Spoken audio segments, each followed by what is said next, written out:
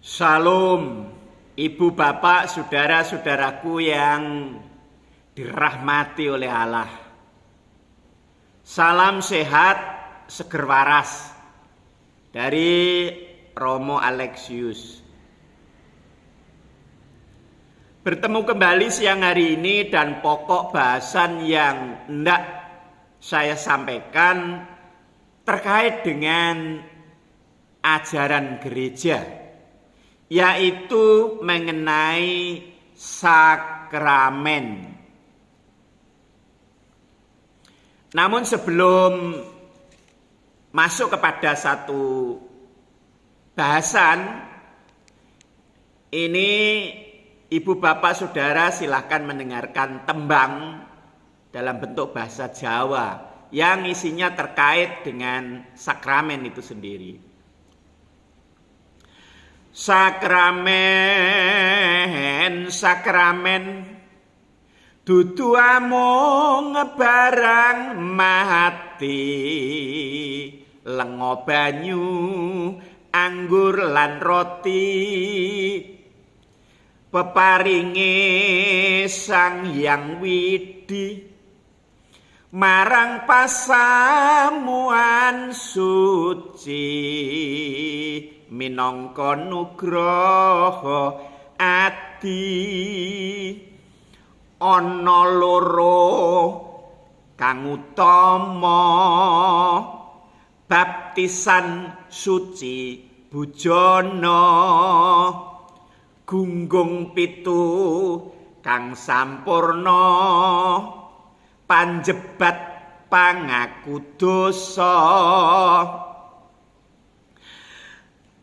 pangusaping lenga suci, kaimaman Daud suci. Ibu bapak saudara-saudara, sakramen itu berasal dari bahasa Yunaninya, itu adalah misterion. Sakramen itu dalam bahasa Latin. Di dalam tembang tadi dijelaskan ada dua yang utama, yaitu baptis dan perjamuan. Dan jumlah 7 menjadi kesempurnaan, yaitu krisma, pengakuan dosa, sakramen kesembuhan, sakramen imamat, dan sakramen pernikahan. Gereja Ortodok itu sendiri sebenarnya tidak membatasi jumlah sakramen. Mengapa begitu? Karena sakramen itu adalah sesuatu yang sangat misteri. Karena itu dari kata misterion. Nah, hidup itu sendiri sesuatu yang misteri. Dan Allah itu adalah misteri. Karena itu tidak membatasi sakramen.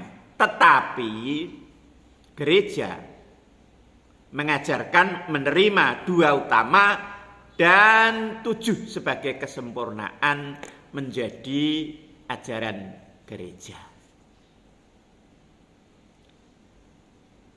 Ibu bapak saudara-saudaraku yang diberkati Tuhan, pusat dari penyembahan gereja itu adalah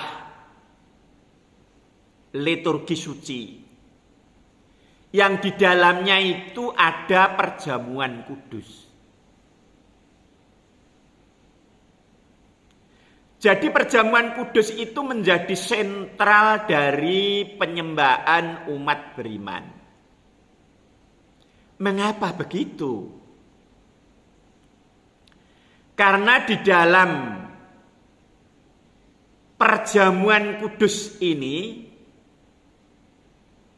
umat percaya disatukan dengan Sang Kristus. Melalui cawan perjamuan kudus itu, di situ mengalir tubuh dan darah Kristus. Karena itu dalam kitab suci mengajarkan bahwa perjanjian baru itu meterainya cawan, bukan yang lain. Karena dari cawan itulah tubuh dan darah Kristus mengalir sehingga membawa kepada kehidupan. Saudara-saudaraku yang diberkati Tuhan, untuk dapat perjamuan kudus itu berjalan, harus ada yang menjalankan. Dan untuk dapat menjalankan perjamuan kudus ini harus ada namanya sakramen pentahbisan, sakramen imamat. Mengapa? Karena seorang imam itu harus ditahbiskan oleh uskup untuk menjaga bahwa gereja itu adalah gereja yang bersifat hierarkis, gereja yang berkesinambungan, dari para rasul tidak ada putusnya. Karena itu sesuatu yang aneh jika ada perjamuan kudus dilakukan oleh seseorang yang bukan imam, yang tidak tertabis, yang tidak punya mata rantai dari para rasul. Di dalam gereja jelas seorang imam dapat menjalankan perjamuan kudus harus tertabis oleh uskup. Karena itu ada sakramen imamat yang tujuan dan goalnya supaya dapat menjalankan sakramen liturgi perjamuan kudus. Umat dapat manunggal menyatu dengan tubuh dan darah Kristus melalui cawan yang mengalir dari altar. Ibu, bapak, saudara-saudara, dan setiap orang yang dapat menerima tubuh dan darah Kristus dari cawan yang mengalir dari altar ini adalah orang-orang yang sudah percaya dan orang yang sudah dibaptiskan. Orang yang belum dibaptiskan di dalam gereja ortodoks tidak dan belum diperbolehkan untuk datang mengambil perjamuan kudus dari cawan Tuhan.